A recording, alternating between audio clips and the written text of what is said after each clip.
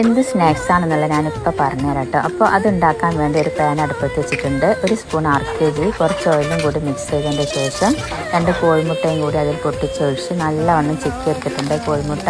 അപ്പോൾ ഇതിൽ RPG കൂടി ചേർക്കുമ്പോൾ നല്ലൊരു ടേസ്റ്റ് എനിക്ക് ഫീൽ ചെയ്യാറുണ്ട്. അപ്പോൾ നമ്മളിപ്പോൾ ഇവിടെ ചിക്കി എടുക്കുന്നുണ്ട് നമ്മൾ പറയൽ. അപ്പോൾ നിങ്ങൾ എന്താണെന്നുള്ളതൊന്ന് കമൻറ്റ് ചെയ്യണേ. അപ്പോൾ കോഴിമുട്ട ചിക്കി എടുത്തതിൽ 2 ഉള്ളിയും 2 പച്ചമുളകും കഷ്ണം ഇഞ്ചിയും കൂടി നല്ലോണം ചോപ്പറിലിട്ട് അടിച്ചെടുത്തിട്ടുണ്ട്. അതും കൂടി ഞാൻ ഈ കോഴിമുട്ടയിലിട്ട് നല്ലോണം മിക്സ് ചെയ്തിട്ടുണ്ട്.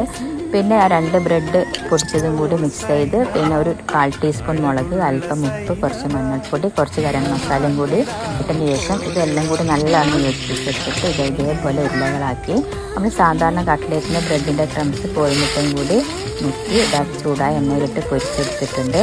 അപ്പോൾ എപ്പോഴും നമ്മൾ ചിക്കൻ്റെതും മീനിൻ്റെ കട്ട്ലേറ്റൊക്കെ അല്ലേ കഴിക്കല്. അപ്പോൾ ഈ എഗ്ഗിൻ്റെ കട്ട്ലേറ്റ് നല്ലൊരു ടേസ്റ്റുള്ള കട്ട്ലേറ്റാണ്. അപ്പോൾ എല്ലാവരും ഇതേപോലെ ട്രൈ ചെയ്ത് നോക്കണേ.